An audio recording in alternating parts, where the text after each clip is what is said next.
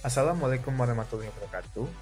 Perkenalkan, nama saya Muhammad Azlan Al-Farabi dengan NPM 18542310002 dari jurusan Teknologi Hasil Pertanian, Prodi Teknologi Industri Pertanian, Fakultas Pertanian, Universitas Lampung.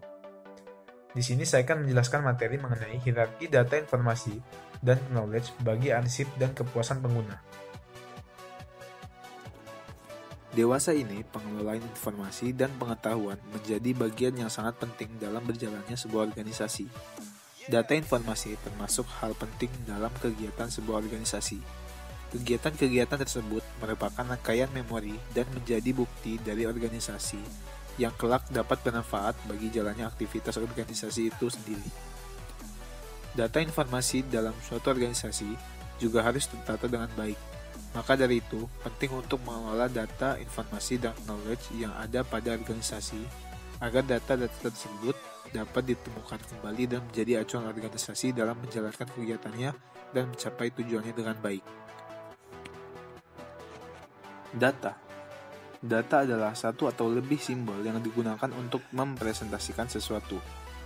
Data merupakan runutan data mentah tentang orang, tempat, kejadian, dan sesuatu yang penting dalam organisasi, yang tidak terformat untuk menggambarkan fenomena khusus. Contohnya, kata, angka, gambar, dan suara yang tidak terorganisasi dan hanya berarti kecil bagi individu. Informasi. Berbeda dengan data, informasi adalah data yang telah diproses atau diorganisasi sehingga lebih berarti atau memberikan nilai tambah pada seseorang atau penerima. Informasi memiliki dimensi, waktu, atau tempo. Suatu informasi bisa saja berarti pada suatu waktu, tetapi menjadi tidak relevan lagi pada waktu yang berbeda. Kebutuhan setiap orang akan informasi berbeda-beda, sehingga bisa saja sebuah informasi dapat berarti banyak bagi kita, tetapi tidak bagi orang lain.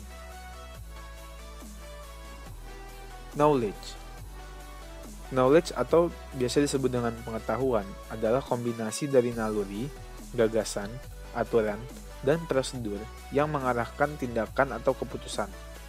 Informasi yang dipadukan dengan pengalaman masa lalu dan keahlian akan memberikan suatu pengetahuan yang tentu saja memiliki nilai yang tinggi. Arsip.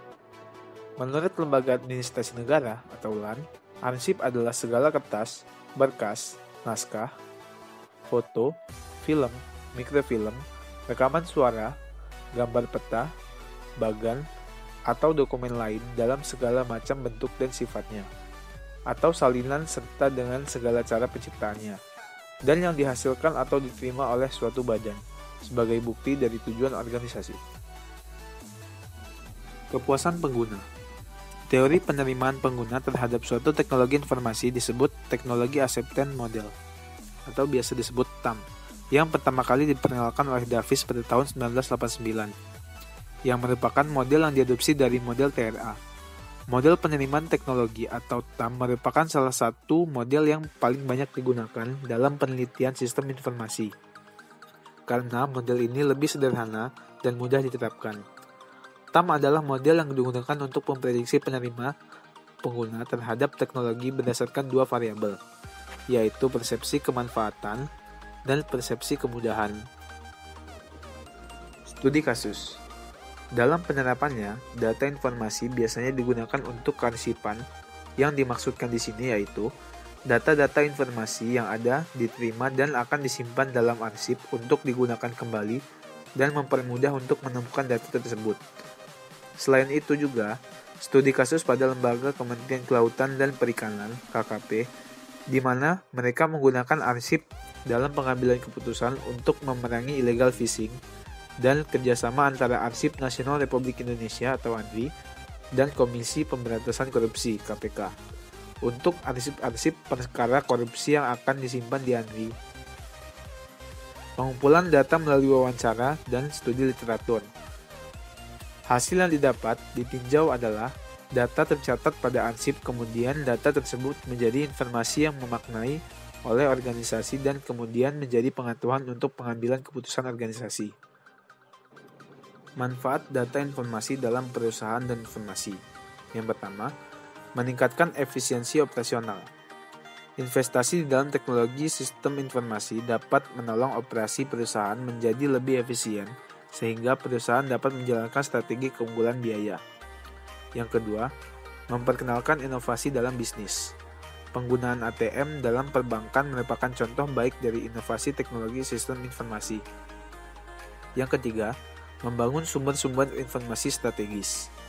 Teknologi sistem informasi mendorong perusahaan untuk membangun sumber informasi strategis sehingga mendukung strategi bersaing perusahaan untuk mendapatkan kesempatan dalam keuntungan strategis. Yang terakhir, mendukung pengambilan keputusan manajerial. Sistem informasi manajemen yang dirancang untuk dilakukan dengan baik akan banyak manfaat bagi manajemen perusahaan. Kelebihan pada sistem informasi. Yang pertama, kecepatan dan kemudahan. Yang kedua, pemusatan kontrol data. Yang ketiga, efisiensi ruang penyimpanan. Yang keempat, keakuratan. Yang kelima, ketersediaan. Yang keenam, keamanan. Yang ketujuh, kebebasan data.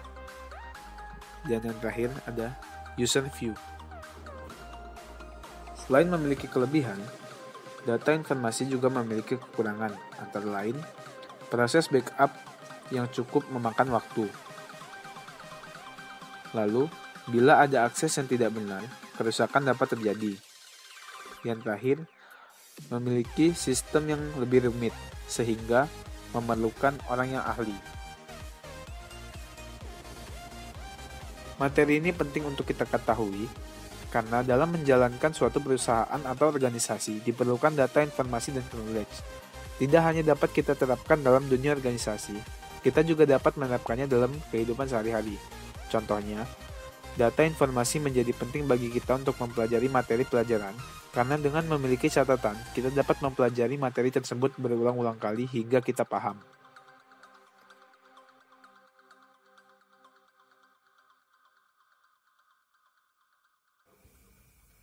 Demikian pemaparan materi dari saya.